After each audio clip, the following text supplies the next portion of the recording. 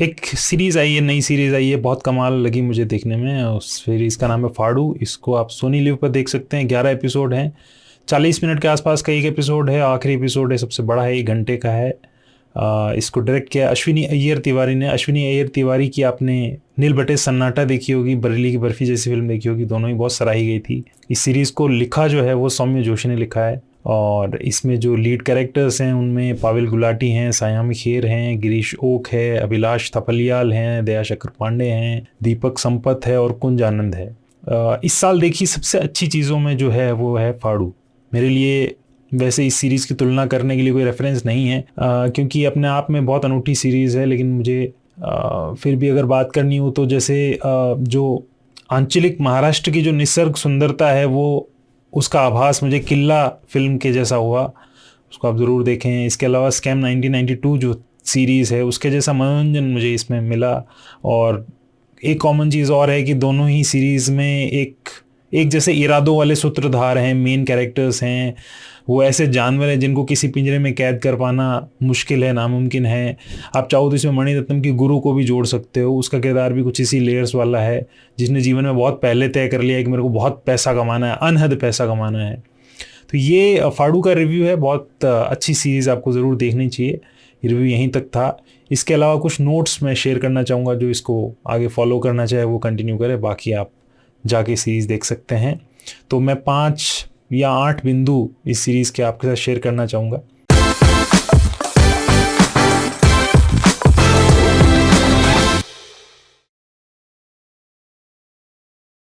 इस कहानी में 2 प्रमुख पात्र हैं। एक लड़का है अभय दुबे, जो मुंबई की झुग्गी कांजूरमर्ग में रहता है। बड़ा बेबाक है, दुस्साहसी है, कच्चा सा है। और जैसे झुग्गियों के फुटपाथ पर झुग्गियों में रहने वाले बच्चे हो जाते हैं, उसी किस्म का एक किस्म का है। कड़ा है, कर्कश है, पढ़ाई में बहुत अच्छा है, उसको बहुत पैसा कमाना है। और जब वो फर्स्ट ईयर में जाता है तो उसकी मुलाकात होती है मंजरी नाम की लड़की से। मंजरी ग्रामीण महाराष्ट्र से आती है, कोंकण से आती है। उसके पिता एक पोस्ट मास्टर हैं। ये गिरीश ओक ने ये रोल प्ले किया है। बड़ा ही प्यारा और दिलदार सा कैरेक्टर है। कविमन आदमी है, समृद्ध आदमी है। गाँव में रहता है, कस्बे में रहता है, लेकिन बहुत समृद्ध आदमी है, नॉलेज से बहुत समृद्ध है। रहते गाँव में, लेकिन बच्ची को कभी उन्होंने किसी प्रकार की कमी नहीं होने दी। शुद्ध जीवन, शुद्ध खान पान, हवा, शांति, ज्ञान सब पाते हुए इस लड़की को मनोवैज्ञानिक पोषण मिला। और मंजरी का किरदार है वो पनपा। और आमतौर पे फिल्मों में और सीरीज़ में हमने जैसे गरीब अमीर और गरीब गरीब और अमीर अमीर के सेट्स देखे हैं, प्रेमी प्रेमिकाओं के, लड़के लड़कियों के। यहाँ ऐसा थोड़ा सा डिफरेंट सा सेट है। ऑलमोस्ट सिमिलर पृष्ठभूमि है और ऑलमोस्ट सिमिलर भी नहीं है। और लेकिन ये जो इनका जो सेट और पृष्ठभूमि है, ये आगे जाते हुए सीरीज़ में जो पूरब बनाम पश्चिम का जो दर्शन है, या धन की भूख और उसके बनाम संतोष का भाव वाला दर्शन है, या अपने लिए जीना बनाम दूसरे के लिए जीना है, या सिद्धांतों पे चलना है बनाम भ्रष्ट व्यावहारिकता है, पैगमेटिज्म का नाम जिसे दिया जाता है वो है। इन सब के जो द्वंद्व है, इन सब के जो विमर्श हैं, ये बहुत सुंदर प्लेटफॉर्म बनाते हुए सीरीज़ इस चीज़ को आगे लेके जाती है। इन दोनों का जो ट्रैक है लड़के लड़की का, इनका जो बैकग्राउंड है, इनकी जो अपब्रिंगिंग है, वो इस द्वंद्व को और भी ज़्यादा अच्छे से निखार के लाती है। ये फिल्म एक किस्म की पोइट्री है। इसके किरदार भी कवि मन से हैं। आप किसी भी किरदार को उठा लीजिए, मंजरी और अभय खास तौर पे, उसमें भी मंजरी का किरदार है वो इसी बैकग्राउंड का है। वो कविताओं में रुचि रखती है, आर्ट में, पोइट्री में रुचि रखती है। और पिता की सोहबत में मंजरी ने दुनिया के सबसे महान कवि कवित्रियों को पढ़ते हुए अपने आप को पाया है। और हायर स्टडीज़ के लिए जब मुंबई जा रही थी कोंकण से, तो एक सीन आता है जहाँ गाँव के नदी के किनारे विचरण कर रहे हैं बाप बेटी, और कागज़ की नाव को तैरा रहे हैं, पत्थर मार रहे हैं, बातें कर रहे हैं। और वहाँ पे एक बहुत सुंदर संवाद आता है, जो इस पोइट्री वाले सीरीज़ के पूरे बैकड्रॉप का एक बहुत ही सुंदर प्रस्तुतिकरण है। जहाँ पे पिता अपनी बेटी से कहता है कि अच्छा सुन, वर्ल्ड क्लास प्रोफेसर मिलेंगे तुम्हें वहाँ लिटरेचर के, लेकिन मुंबई का दरिया बहुत गंदा है। चौपाटी पर दरिया मत देखना, लोगों को देखना। पोइट्री उनमें भी है। और सुन, ये जो अपना गांव है ये निसर्ग कविता है, लेकिन मुंबई जो है वो एपिक है, वो महाकाव्य है। और मुंबई सुंदर भी है, मुंबई भयानक भी है, मुंबई क्रूर भी है, और मुंबई दयालु भी है। तो मुंबई जाने के बाद तुम्हें सबसे पहले ये पता चलेगा कि हर कोई कविता जो होती है वो सुंदर नहीं होती है, लेकिन तुम्हें हर जगह कविता ज़रूर मिलेगी, उसे महसूस करना। तो संवाद का निरूपण आप उस सीन में जब देखते हैं तो आपका कई गुना बढ़ जाता है। मैंने सिर्फ आपको बोल के बताया है, इस प्रकार का है। मुझे जो एकमात्र खराब चीज़ इस सीरीज़ में लगी है, वो जो कि आज के कंटेंट में बहुत आने लगी, वो है अपशब्दों का इस्तेमाल। जैसे निजी तौर पे मुझे गालियाँ या अपशब्द बहुत अखरते हैं जब भी मैं किसी कंटेंट में या सीरीज़ या फिल्म में देखता हूँ। कहीं कहीं वो ऑर्गेनिक सा लग जाता है, आप उसको छोड़ सकते हो, पर मोस्टली वो थोपा गया लगता है। जैसे इस सीरीज़ का नाम है फाड़ू। फाड़ू का मतलब होता है ज़बरदस्त, लेकिन इसमें बार बार जो इसका मुख्य किरदार है अभय का, वो बार बार फाड़ू शब्द को शरीर के एक अंग को फाड़ने से जुड़ी हुए अपशब्द से जोड़ के बोलता है, बार बार बोलता है। मुझे बहुत अखरा इसको, जितनी बार भी मैंने सुना, क्योंकि इसकी कोई आवश्यकता नहीं थी। इसके बिना भी ये सीरीज़ बहुत ही अलग जोन के और जूम के साथ आगे बढ़ रही होती है, और दर्शकों के ब्रेन को शॉक में डालने या बड़ा ईजी प्ले देने के लिए ऐसा किया जाता है राइटिंग में। बड़ा शब्दों की जो अचारी खटाई होती है वो डालने के लिए गालियाँ डाल दी जाती हैं, लेकिन मैं इसे ऑर्गेनिक नहीं मानता हूँ। एक सीन है जिसके अंदर ये बहुत ही ख़राब तौर पे, सबसे ज़्यादा ख़राब तौर पे जिस सीन मुझे लगता है वो ये है कि एक संवाद होता है, इसमें अभय होता है, एक रिच के बेटे को बोल रहा होता है कि देखना, अब ये जो रिचेस्ट ऑफ द रिच है ना, ये रोज़ सुबह अपनी बालकनी से एक हगती हुई भैंस की गा डॉट डॉट डॉट देखेंगे। पर्सनली मुझे बहुत घटिया लगा, क्योंकि आप किसी पशु को जोड़ के जो बोल रहे हो, तो जो अभय की जो स्मार्टनेस है, जो अंडरस्टैंडिंग है, जो उसका सब कुछ है, तो मुझे लगता है कि आपकी सीरीज़ में आप एक रस या नमक डालने के लिए उस किरदार के मुंह से वैसी बातें बुलवा रहे हैं जो वो एक हायर सोसाइटी में जाके वैसे शब्दों का इस्तेमाल नहीं करेगा वो। इसके जो क्रेडिट्स आते हैं, तो क्रेडिट सॉन्ग बहुत सुंदर है। क्रेडिट्स में क्या है कि मुंबई की ऊंची ऊंची इमारतें एक तरफ नज़र आती है, दूसरी तरफ बीच में फैली हुई सी झुग्गी नज़र आती है, और इन झुग्गियों की छतों पे बीच बीच में डार्क ब्लू सी तिरपाल पड़ी हैं। कुछ फ्रेम्स में नीले तिरपाल जो हैं असली लगते हैं, कुछ में ये सीजी टचअप्स की छतें प्रतीत होती है, जिससे आपने कंप्यूटर से थोड़ा सा और ज़्यादा स्कोप यूनिफॉर्म कर दिया है। जो भी है, ये जो ब्लू कलर है, ये थोड़ा अम्बेडकराइट और सोशलिस्ट विचारधारा की ओर इशारा करता है कि सीरीज़ उसको भी साथ लेके चल रही है या उसको भी महत्व दे रही है। और सीरीज़ में मंजरी पहली बार जब अभय को देखती है क्लास में कि वो आक्रोशित होकर प्रोफेसर को जैसे जवाब सुनाता लंबा सा, तो मंजरी मंत्रमुग्ध हो जाती है, और जब अभय उसके पास आगे बैठता है तो उसको बोलती है कि तुम तो नामदेव धसाड़ और नारायण सुर्वे के जैसे बोले। हालांकि वो धन पशु अभय होता है, वो समझता नहीं, बोलता है ये कौन है। तो नामदेव धसाड़ है, नारायण सुर्वे है, ये सोशलिस्ट कविताएं, दलित चिंतन इस पर लिखते रहे हैं, इसका रेफरेंस सीरीज़ में आता है। और इसी से जुड़ा हुआ एक और सुंदर सा भाव आता है कि मंजरी अपने पिता को अंतर्देशीय पत्रों में डेली कुछ न कुछ लिख के भेजती है। तो एक दिन वो लिख के भेजती है कि मुझे प्यार हो गया है, और वो लड़का गरीबी की गंदगी की चलती फिरती कविता है। बहुत ही सुंदर लाइन है। इस सीरीज की जो हासिल की बात करूं तो इसकी राइटिंग इसका हासिल है। इसकी सबसे अनुपम बात इसकी राइटिंग है। सौम्य जोशी ने इसकी कहानी, स्क्रीन प्ले और डायलॉग्स लिखे हैं। 2022 में वे बहुत इम्प्रेस करके गए हैं। कमाल की कलम उन्होंने चलाई है।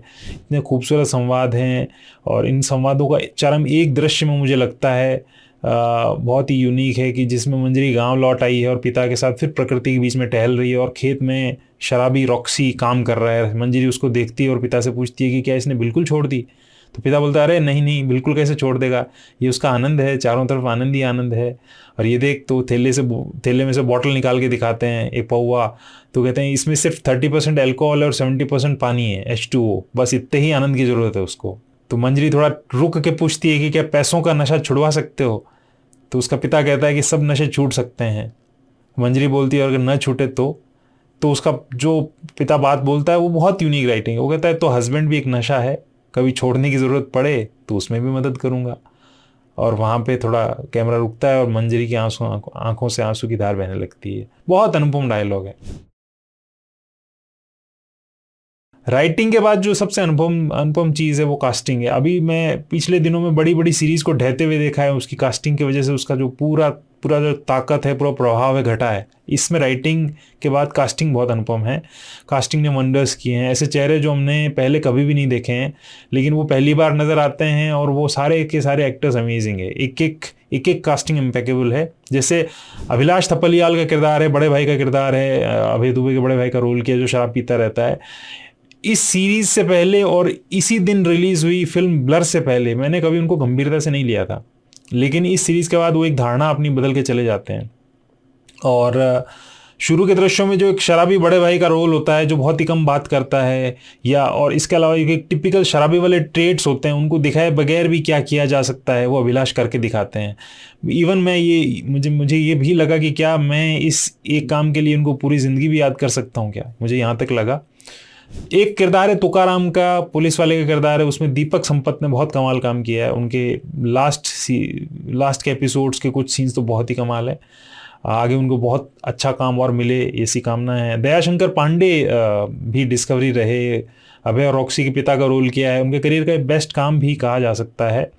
और उनका ये काम ऐसा है कि देखिए यकीन नहीं होता कि ये वही एक्टर है जिसने लगान में गोली का रोल किया था, जिसने तारक मेहता का उल्टा चश्मा में चालू पांडे जैसा कैरिकेचरिस्ट सा कैरेक्टर किया है, क्योंकि ये बड़ा रियलिस्टिक और नेचुरल किरदार उन्होंने पोर्ट्रे करके दिखाया। जैसे आपको एक आर्ट फिल्म देख रहे हो, आर्ट फिल्म में दयाशंकर पांडे ने कमाल कर दिया। मतलब ऐसे पिता का रोल प्ले किया जैसे कि अंतस की गहराइयों से निकल के वो किरदार को निकाल के लेकर आए हैं और बहुत हैरान करके गए हैं। अभय का एक दोस्त है राका, उसके रोल में भूपेंद्र चौहान को आप ले लीजिए, या फिर सी ग्रेड फिल्मों के प्रोड्यूसर के रोल में गुंजन जोशी को ले लीजिए, या रोहिंगटन उदेशी के किरदार में जो कारोबारी है, जो सन्यासी कारोबारी आप उसको बोल सकते हैं, उसके किरदार में पद्मेश पंडित हैं, या अभय की माँ बनी दीप्ति अवलानी आप उनको ले लीजिए, या उज्जवल उदेशी का जो पात्र है बहुत ही कमाल पात्र रहा। मतलब इसको तो आप स्पिन ऑफ वर्दी कैरेक्टर बोल सकते हैं, ऐसा निर्वाह उन्होंने किया है। इसको निर्वाह करने वाले एक्टर का नाम है कुंज आनंद, बहुत अच्छा काम कुंज ने किया है, उनको भी बहुत काम मिला आगे। लीड रोल किया पावेल गुलाटी ने रिसेंटली कुछ अच्छी फिल्में की हैं, लेकिन मुझे इस सीरीज़ में बहुत परफेक्ट नहीं लगे। मतलब अपने बैकग्राउंड के हिसाब से, जो कैरेक्टर का बैकग्राउंड उस हिसाब से उनका तलफ़ुज़ मुझे थोड़ा ज़्यादा ही अर्बन लगा, सोफिस्टिकेटेड लगा। अदरवाइज़ वो एक अच्छा किरदार उन्होंने प्ले किया, ऐसी कोई बात नहीं, उन्होंने पकड़ के रखा है 11 एपिसोड तक बहुत अच्छे से, लेकिन फिर भी मुझे परफेक्ट नहीं लगा। परफेक्ट हो सकता था। सायामी खेर का जो किरदार है, अनलाइक उनकी पिछली फिल्म्स के, यहाँ बहुत अच्छा मुझे लगा। मंजरी के पात्र में उन्होंने बेहतरीन ढंग से अपना विलय किया है, और उनको देखने वाला ऐसा लगता है कि मतलब जैसे कि मंजरी की जो मतलब सायामी से बेहतर स्किन और स्पिरिट मंजरी को कोई दे नहीं सकता था। उनको आप देखते रहो अपलक, ऐसा मन करता रहता है। इसके बाद जो इसकी जो एक खूबसूरत चीज़ है म्यूज़िक है। संतोष नारायण ने म्यूज़िक दिया है। एक फिल्म आई थी 96 विजय सेतुपति की, अपनी म्यूज़िक के लिए जानी जाती है, बहुत ही प्यारी फिल्म है। उसकी म्यूज़िक मुझे याद है इसको सुन के।